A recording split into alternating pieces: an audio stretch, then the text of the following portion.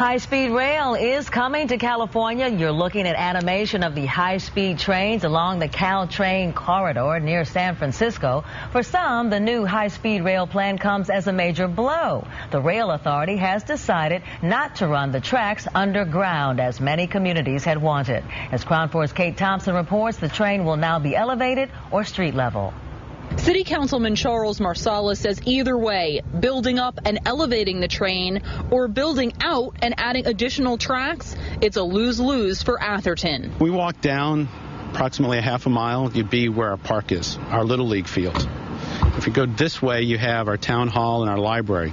So to widen these tracks, there's only two right now. To widen these to allow high-speed rail, you need 4, you need 80 feet or passing. You're going to have the freight trains at the same time. There's numerous issues that have to be worked out. That all, do we lose our park? Do we lose our Little League field? Do we lose where our library is, our corporation yard? Where would we move those to? Because we're already built out.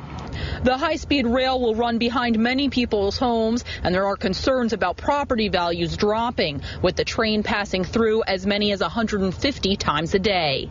Big concern. That's why it being buried was a lovely option for all of us. And we all have large lots.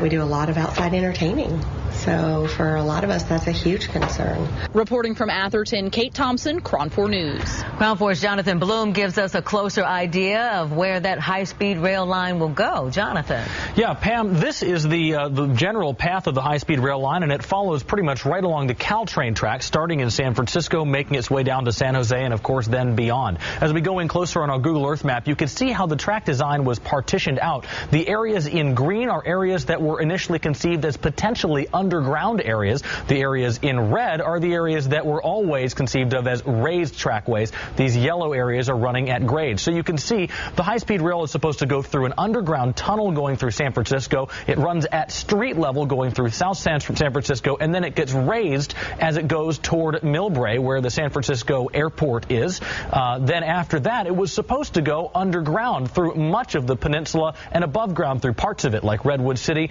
Well, now, as you just heard, those areas that are above, were supposed to be dug through a trench, are now being considered as above ground areas. That actually creates issues for neighbors because they say that the trackway that is raised at least 18 feet in some places could actually form a wall dividing their community in half in areas like Santa Clara, where the train was thought to maybe be running through even a deep underground tunnel, but now could in fact be running on a raised trackway, kind of like the elevated trains that you see in some cities and in the way that the Caltrain tracks are in some parts of the peninsula already. Jonathan Bloom, Crown 4.